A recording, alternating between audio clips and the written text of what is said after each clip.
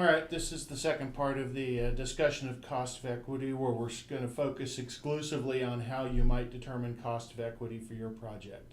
So if you think about it, for your project, you've already got expected future cash flows in the form of free cash flows to equity. And so those are the cash flows to which equity investors would be entitled, and that's what you've sort of built in there. And you'll have the benefit of, you will know an amount that the investor, which will be me, is willing to pay you for some particular percentage share or interest in your project. And so I'm buying a equity share, and I'm going to give you a certain amount of money from that.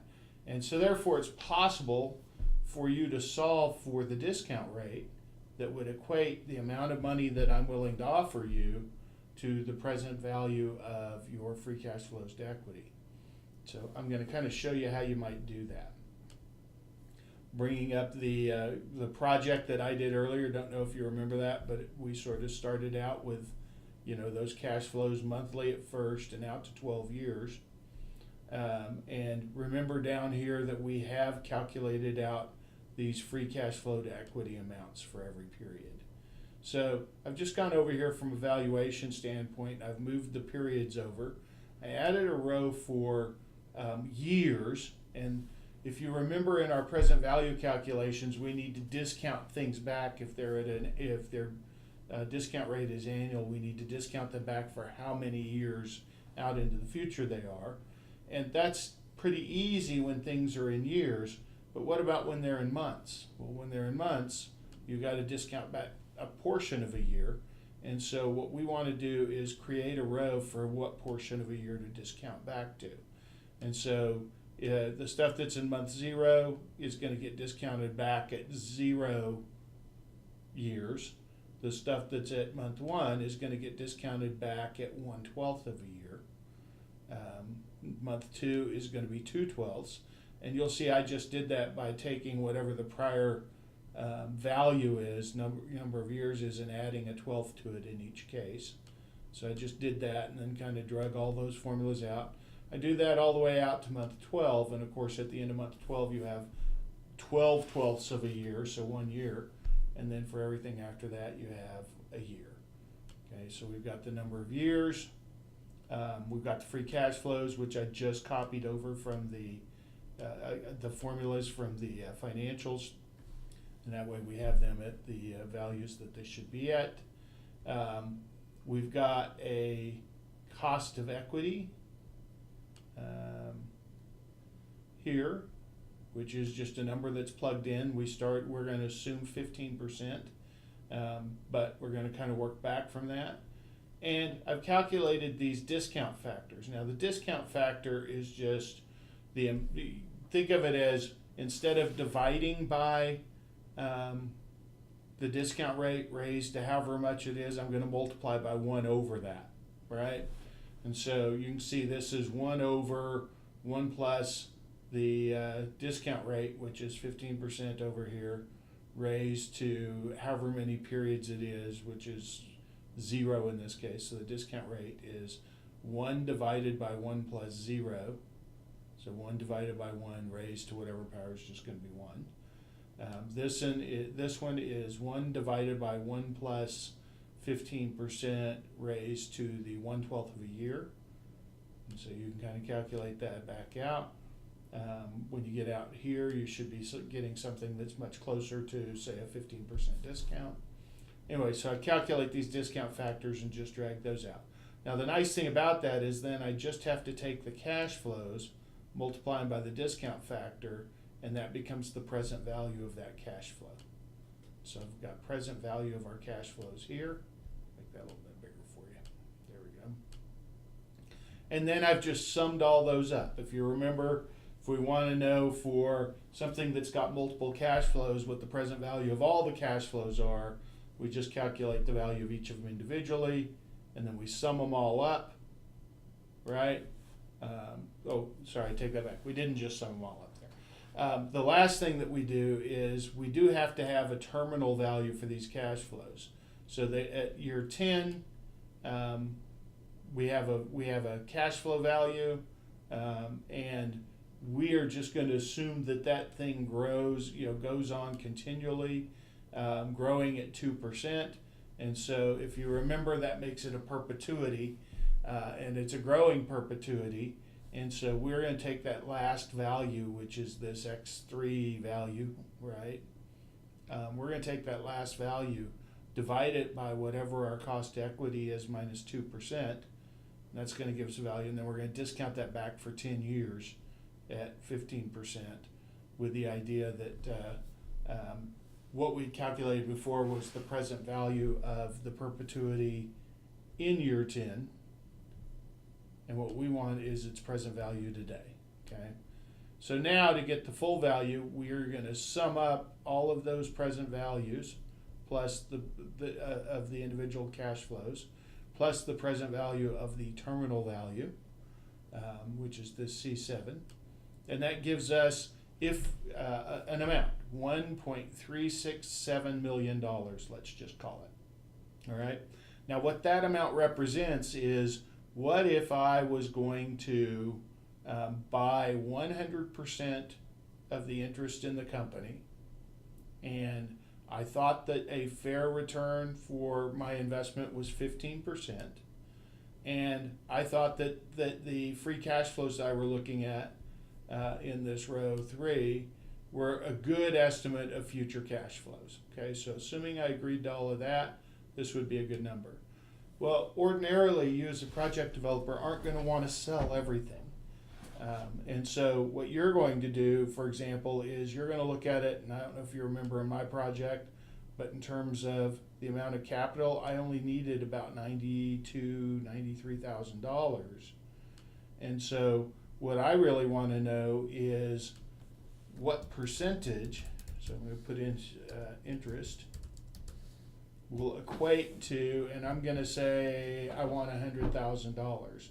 So my percentage interest,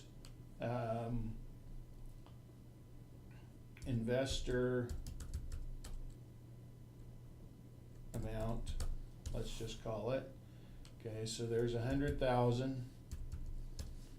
Let's get the little dollar sign on it. There we go.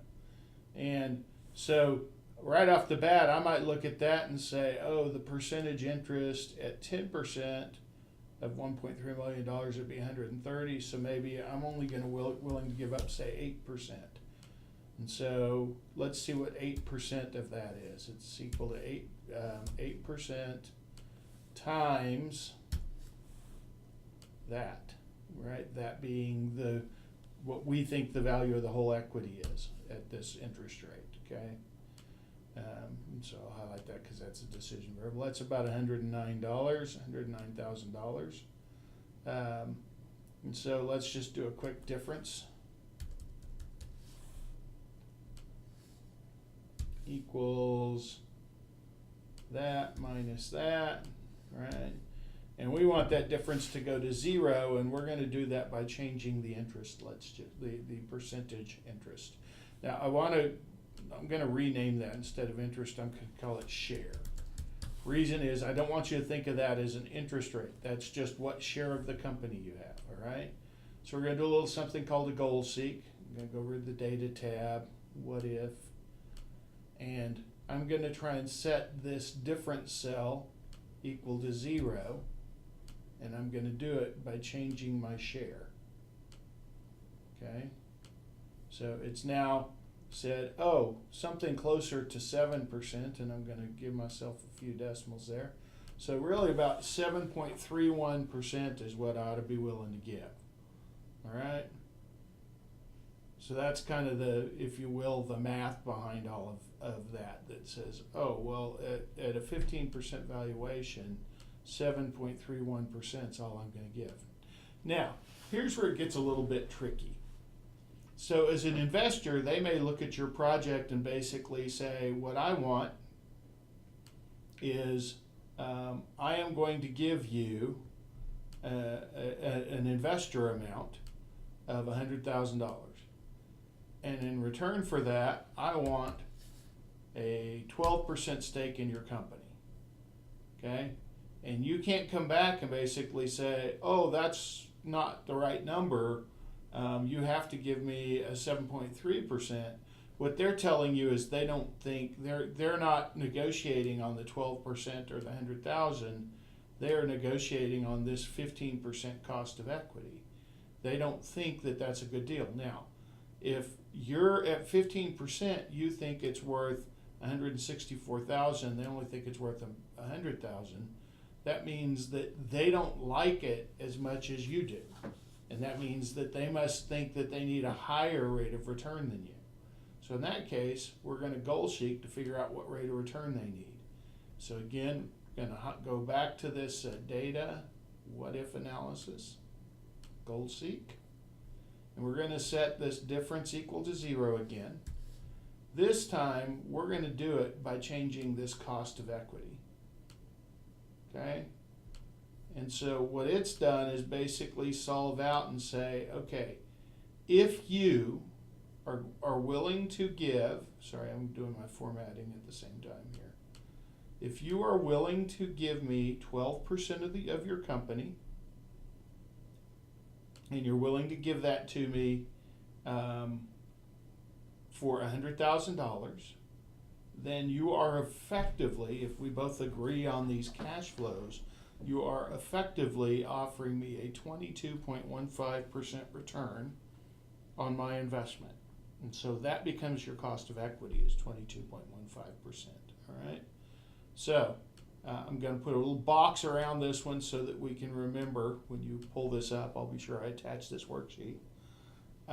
But that's the one that you're going to be negotiating, right? I'm going to say to you, for example, I'm willing to give you this amount of money in return for this share of your company. So I'll put those two in, all right? You have to solve for what that is in terms of this, and that becomes your cost of equity. So, for example, I might say, for $100,000, I'll take 10%. You know, maybe I say I want 12. You push back, and we finally agree on 10. Then, again, I'm going to go set this difference equal to 0.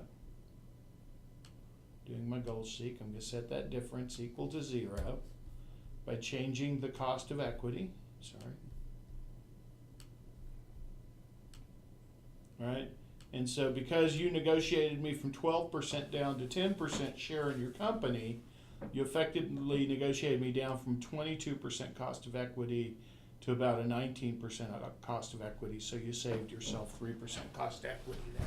So that's how you as a project would normally sort of go through this negotiation and think about what you're giving up in terms of that.